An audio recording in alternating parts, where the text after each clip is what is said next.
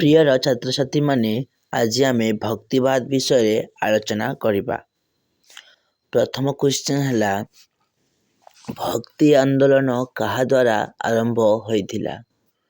ଭକ୍ତି ଆନ୍ଦୋଳନ ଶଙ୍କରାଚାର୍ଯ୍ୟଙ୍କ ଦ୍ୱାରା ଆରମ୍ଭ ହୋଇଥିଲା। 2 ନମ୍ବର କ୍ୱେଶ୍ଚନ, ଭକ୍ତି ଆନ୍ଦୋଳନ ଭାରତର କେଉଁ ଭାଗରୁ ଆରମ୍ଭ ହୋଇଥିଲା? ଭକ୍ତି ଆନ୍ଦୋଳନ ଭାରତର ଦକ୍ଷିଣ ଭାଗରୁ ଆରମ୍ଭ ହୋଇଥିଲା। 3 ନମ୍ବର କ୍ୱେଶ୍ଚନ, ଖ୍ରୀଷ୍ଟୀୟ କେତେ ଶତାବ୍ଦୀରେ ଭକ୍ତି ଆନ୍ଦୋଳନ ଭାରତରେ ଶଙ୍କରାଚାର୍ଯ୍ୟଙ୍କ ଦ୍ୱାରା ଆରମ୍ଭ ହୋଇଥିଲା? 9ମ ଶତାବ୍ଦୀ। ଭକ୍ତି ଆନ୍ଦୋଳନର ପ୍ରଥମ ପୁରୋଧା କିଏ? ଶଙ୍କରାଚାର୍ଯ୍ୟ। ଭକ୍ତି ଆନ୍ଦୋଳନର କେତେଜଣ ପ୍ରବକ୍ତାଙ୍କ ନାମ ଲେଖ?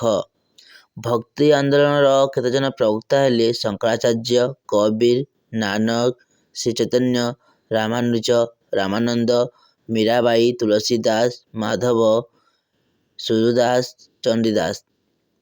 ଭକ୍ତିବାଦ ଆନ୍ଦୋଳନର ପ୍ରବକ୍ତାମାନଙ୍କର ମୁଖ୍ୟ ମାର୍ଗ କ'ଣ ଥିଲା?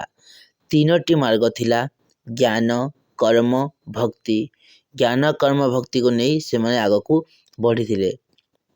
7 ନମ୍ବର କ୍ୱେଶ୍ଚନ, ଭକ୍ତି ଆନ୍ଦୋଳନର ପ୍ରଧାନ କାରଣ କ'ଣ ଥିଲା?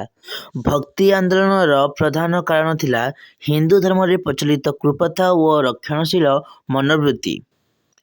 8 ନମ୍ବର କ୍ୱେଶ୍ଚନ, ସନ୍ଥ ଶଙ୍କରାଚାର୍ଯ୍ୟ କେଉଁଠାରେ ଜନ୍ମଗ୍ରହଣ କରିଥିଲେ? ସନ୍ଥ ଶଙ୍କରାଚାର୍ଯ୍ୟ କେରଳର କାଲାଡିଠାରେ ଜନ୍ମଗ୍ରହଣ କରିଥିଲେ। 9 ନମ୍ବର କ୍ୱେଶ୍ଚନ, ଭକ୍ତି ଆନ୍ଦୋଳନ ଖ୍ରୀଷ୍ଟୀୟ କେତେ ଶତାବ୍ଦୀ ପର୍ଯ୍ୟନ୍ତ ଭାରତରେ ତିଷ୍ଠି ରହିଥିଲା? ଭକ୍ତି ଆନ୍ଦୋଳନ 16ଶ ଶତାବ୍ଦୀ ପର୍ଯ୍ୟନ୍ତ ତିଷ୍ଠି ରହିଥିଲା। ଏବେ ଆଲୋଚନା କରିବା କବୀରଙ୍କ ବିଷୟରେ।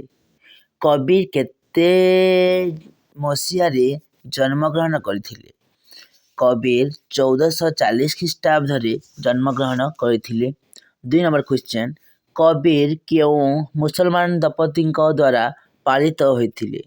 କବୀର ନୀରୁ ଓ ନିମା ନାମକ ମୁସଲମାନ ସମ୍ପ୍ରଦାୟଙ୍କ ସହିତ ପାଳିତ ହୋଇଥିଲେ। 3 ନମ୍ବର କ୍ୱେଶ୍ଚନ, କବୀରଙ୍କ ଗୁରୁ କିଏ ଥିଲେ? କବୀରଙ୍କ ଗୁରୁ ଥିଲେ ରାମାନନ୍ଦ। କବୀର କେଉଁ ବୃତ୍ତି ଆପଣାଇଥିଲେ?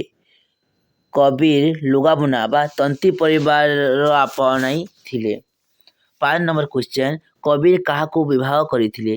କବୀର ଲୋଇକୁ ବିବାହ କରିଥିଲେ। କବୀର ଅନୁଗାମୀମାନେ କେଉଁ ନାମରେ ପରିଚିତ ଥିଲେ? କବୀର ଅନୁଗାମୀମାନେ କବୀରପନ୍ଥୀ ନାମରେ ପରିଚିତ ଥିଲେ।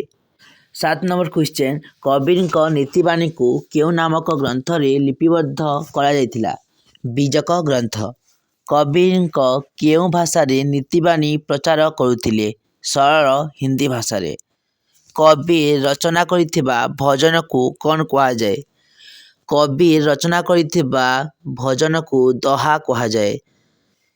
10 ନମ୍ବର କ୍ୱେଶ୍ଚନ, କେବେ ଓ କେଉଁଠାରେ କବୀର ତିରୋଧାନ କରିଥିଲେ?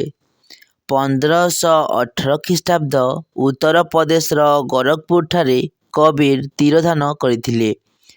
11 ନମ୍ବର କ୍ୱେଶ୍ଚନ, କେଉଁ ଭକ୍ତିବାଦର ପ୍ରବକ୍ତା ହିନ୍ଦୁ ଓ ମୁସଲମାନର ପ୍ରବକ୍ତା ହିନ୍ଦୁ ଓ ମୁସଲମାନର ଏକତା ପ୍ରବକ୍ତା ଥିଲେ? କବୀର।